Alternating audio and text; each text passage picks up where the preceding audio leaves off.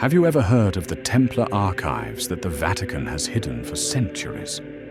If you feel there's something beyond the official story, this video was made for you. Subscribe to the Vaticano Occulto channel and get ready to enter the hidden corridors of the Holy See, where ancient secrets lie beneath centuries of silence. They say not everything about the Knights Templar has been told. That documents, confessions, and maps were locked away in the church's vaults. What couldn't be destroyed was hidden. And when the truth is concealed, mystery flourishes. It is in this threshold between fact and shadow that this episode unfolds. While many consider the story of the Templars to have ended in flames and betrayal, others believe it still lives on, preserved within the secret archives of the Holy See. A forbidden legacy, kept under watch, away from the eyes of the world. But why? This video doesn't aim to merely tell a story. It is an invitation, a call to those who feel there's something beyond the surface. Because when the gates of the Vatican close, what remains inside is more than just documents. It is power, it is heritage, it is secrecy. And to begin to understand what lies behind the Templar archives, we must return to the very beginning, to the moment when the order was born, when the sacred and the military walked side by side under the watchful gaze of the Holy See. The story of the poor fellow soldiers of Christ and of the Temple of Solomon, better known as the Knights Templar, begins in the early 12th century, after the First Crusade. Born in Jerusalem, the order had a clear mission: to protect Christian pilgrims along the sacred routes leading to the most contested sites in the Holy Land. With their white mantles adorned by a red cross, the Templars quickly earned the admiration of the Christian world. They were devoted warriors, willing to die for their faith, but they were also strategists. In no time, they began receiving donations of land, castles, money, and privileges directly from the papacy. Their connection to the Vatican wasn't just spiritual, it was political. Under papal blessing, the order was granted tax exemptions, legal autonomy, and the freedom to cross borders without reporting to kings or bishops. They became an almost independent force. Within a few decades, they were present throughout much of Europe and the Middle East, and not only on the battlefields. The Templars created a rudimentary banking system. They allowed nobles and pilgrims to deposit funds in one region of the continent and withdraw them in another. The order became the guardian of fortunes, mediating transactions and amassing wealth in its coffers. The temple ceased to be just a symbol of the crusade. It became a symbol of financial power. But with gold came suspicion, and with influence, fear. The nobility, who once saw the Templars as a bulwark of faith, now watched them with unease. The Church, both accomplice and mother of the order, began to see something in them slipping beyond its control. Still, their growth continued. With each castle, with each protected route, the order grew stronger, and within every fortress, perhaps, new documents were written, decisions sealed, pacts made in secrecy. It was the birth of a parallel structure whose power grew alongside, or perhaps above, the throne and the cross. This scenario couldn't last forever. The medieval world was built on fragile alliances and negotiable truths. And where there is too much power, there is always someone willing to destroy it. The downfall was approaching, silent, wrapped in promises and betrayals. And when it came, it was brutal. In the early hours of October 13th, 1307, the King of France, Philip IV, ordered the simultaneous arrest of hundreds of Knights Templar throughout French territory. The justification? Heresy, idolatry, dark practices. But behind the accusations was the unspoken desire to seize their immense wealth. Philip was in debt. The Order of the Temple was, at once, his creditor and his threat. It controlled lands, assets, international influence, and what cannot be controlled must be destroyed. Thus the downfall began. The knights were dragged from their beds, chained before the public, humiliated in plain sight. Many did not understand. They served the church, fought infidels, upheld sacred vows. But now they were being treated as traitors. In prison, the strategy was clear. Break their bodies to reach their words. The Inquisition employed cruel methods. Members were stretched on racks, burned with embers, slowly drowned. Pain was the only sacrament permitted. Under such pressure, confessions emerged. They claimed to renounce Christ, to worship idols, to perform secret rites. But what is the value of a word torn from the throat through torture? And more importantly, who wrote and archived those testimonies? Documents were created. Signatures, seals, declarations. Not just to justify the executions, but perhaps to keep something hidden. And the fate of those records? Many believe they were sent to the Holy See. Not destroyed, but preserved. Meanwhile, the Vatican hesitated. Pope Clement V, under heavy influence from Philip, convened a council. The pressure was overwhelming. The Templar order had to be erased, and in 1312, so it was. But not all Templars were imprisoned. Not all documents were captured. And the truth, like faith, survives even in ruins. Behind the scenes of the Holy See, something was kept. Something so dangerous it could never fall into the wrong hands. When Jacques de Molay, the last Grand Master, was burned alive in Paris, it is said he cast a curse.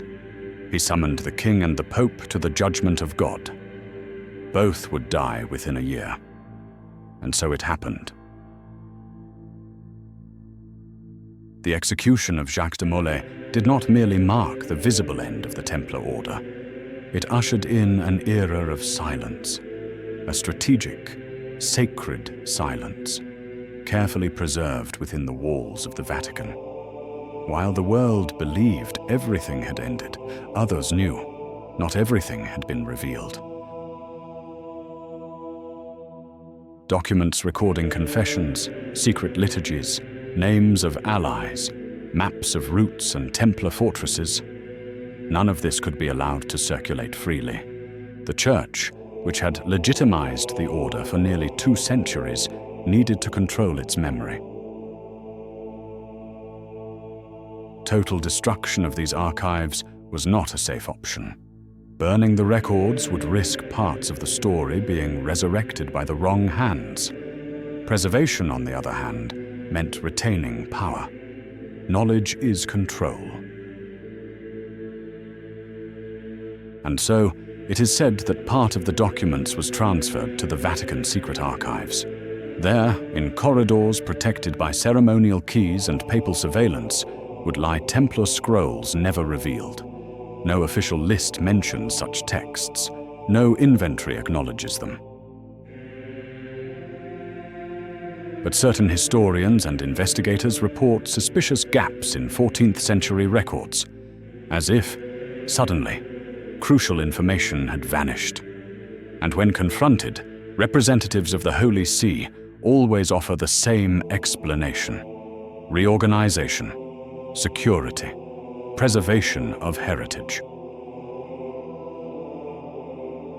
The justification always seems procedural, but the silences are more eloquent than the words. What lies hidden beneath the marble of the Vatican is not just ancient paper. It is living history, embalmed under vows of eternal secrecy.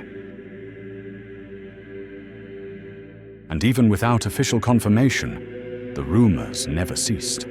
After all, why would the Vatican keep such tight control over archives that, officially, would not compromise the faith?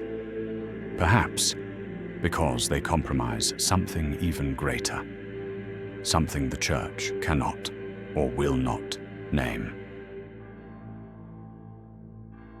In 2001, a forgotten document was rediscovered in the Vatican's secret archives. It was called the Chinon parchment. Written in Latin, dated 1308, it revealed a truth that challenged centuries of silence. Its content seemed harmless at first glance, but it concealed a historical earthquake. In it, Pope Clement V, the very pope who had dissolved the order, acknowledged that the Templars had confessed under coercion. And more, the pontiff himself granted absolution to their leaders, freeing them from the charge of heresy, a truth hidden for centuries. But why did this document remain hidden for so long? Why did it only come to light in the 21st century? Some scholars believe it was simply forgotten among thousands of other records. Others find it unlikely that something so decisive was accidentally shelved. What's most unsettling is not what the Chinon parchment says. It's what it suggests. If a document of such weight was kept secret for so long, how many others, even more explosive, remain sealed? How many truths, confessions, and names rest silently in the vaults of the Holy See? This parchment is just the visible edge of a much thicker veil, a crack in a wall that for centuries has kept humanity from seeing what really happened between the Templars and the Church. And each partial revelation only deepens the shadow of what remains hidden. If the Chinon parchment managed to remain hidden for 7 centuries, imagine what else might be locked away in the silent corridors of the Vatican archives. These are not merely administrative records or routine letters. Some claim that under extreme surveillance, the Vatican holds files classified as forbidden. Among scholars who delve into the Templar legacy, a persistent theory exists that part of the confessions made during the interrogations was carefully separated, analyzed, and archived under papal secrecy. Not to preserve justice, but to preserve control. These files would contain more detailed accounts, not only about alleged heresies, but about the internal practices of the order, secret alliances, esoteric symbols, and descriptions of ceremonies never revealed. Information that, if disclosed, could reshape the public image of medieval Christianity itself. And it doesn't stop there. There are also reports of supposed maps locating secret Templar fortresses, lists of hidden assets, and even religious artifacts kept under blood oath. Archives that would document the existence of a hidden knowledge passed down only among the initiated of the order. Some theorists believe there are even records about the true nature of the relationship between the Templars and certain papal figures. Not just diplomatic letters, but transcripts of secret meetings silent agreements, and concessions made far from the eyes of the common clergy. Most unsettling of all is the claim that these documents were classified as not recommended for reading by later popes, an internal Vatican code not publicly recorded, but known among a select few who operate at the deepest levels of the Holy See. All of this may sound like speculation, and perhaps it is. But what makes these hypotheses so powerful is precisely the silence that surrounds them. Because when there is neither denial nor confirmation, the mystery grows stronger, and the forbidden archive remains only suggested. Among the most persistent myths surrounding the Knights Templar, one stands out: the tale of the vanished treasure. A colossal fortune, accumulated over 2 centuries, simply disappeared after the fall of the Order. No official investigation has ever located it. Financial records show that shortly before the arrests, several chests were removed from the Templar headquarters in Paris. Witnesses reported carriages departing in haste during the night, heading to unknown destinations. But what was inside those chests? Some believe they carried gold, silver, jewels, and sacred relics.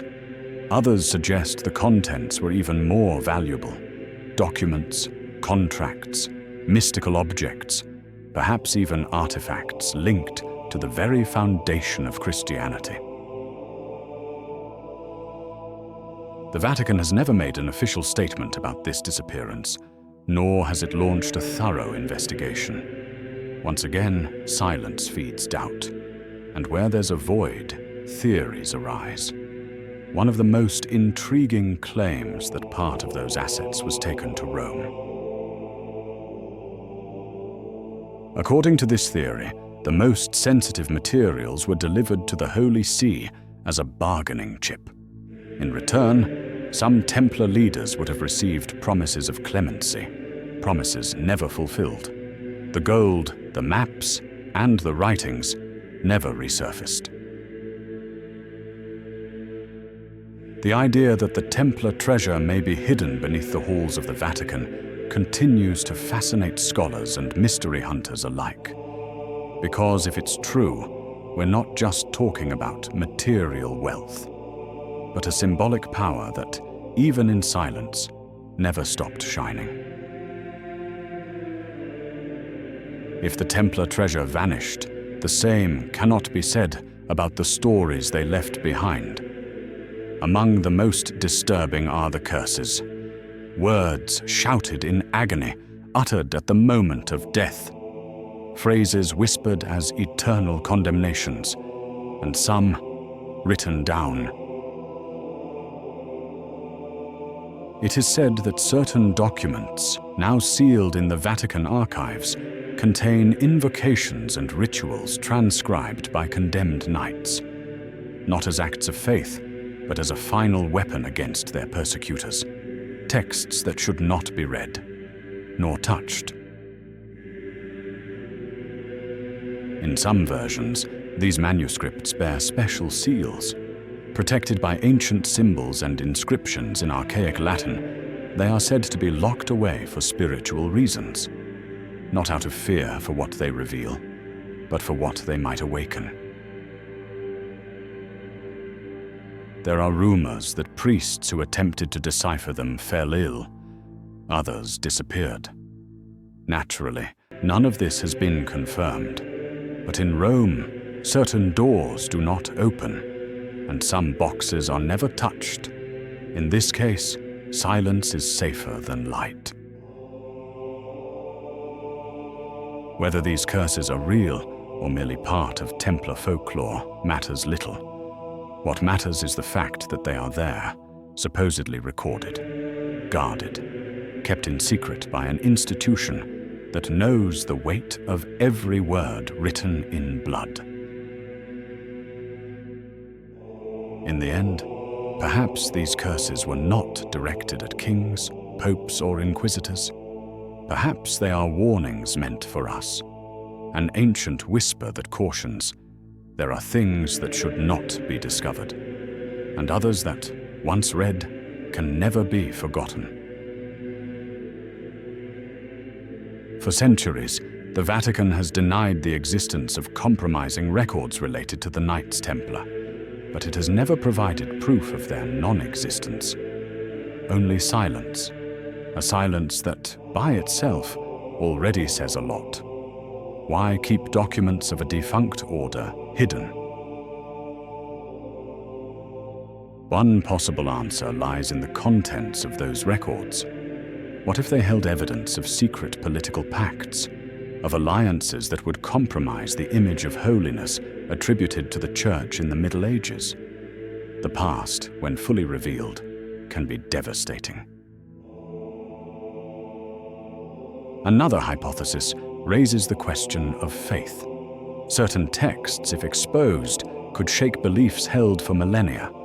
Revelations about occult rituals, pre-Christian symbols, connections to forgotten traditions, truths that would collide with current doctrine. The Vatican might then choose to protect the faithful by concealing the facts. But there is yet a third possibility. What if the documents conceal powerful knowledge, something that transcends history and borders on the spiritual? Texts that speak of energies, portals, curses, or even of wisdom that challenges the limits of common faith. Whatever the truth may be, it remains sealed. Those with access to the archives swear an oath of silence. Those who seek answers find closed doors, and those who question are rarely heard. The secret became structure, part of the very foundation of the Church. And perhaps that's why the Vatican never denies anything too firmly, because denying something absolutely is often more dangerous than letting the mystery live on its own. Secrecy, after all, is also a form of control. The Templar archives, if they truly exist, are more than forgotten records. They represent a legacy that defies time, an echo of power, of faith, and of secrets that shaped the West, and that perhaps still shape, silently, the present. Beneath the golden domes of the Holy See, something remains unreachable, a memory encoded in ancient ink, protected by vows of silence and the fear of revelation. A silent pact between the past and power, a vow never broken. After all, what would happen if these documents came to light? What would change? Would faith endure? Would history be rewritten? Or would the abyss between what is believed and what is known become irreconcilable? Perhaps we will never know, but that is precisely what makes the Templar archives so fascinating. They exist at the intersection between what can be proven and what cannot be ignored. A place where mystery is law. If this video made you think, share it with someone who also feels there is something beyond the surface. Leave a comment below. Do you believe the Vatican is hiding the lost legacy of the Templars? Subscribe to Vaticano Occulto, because the next secret is already being written.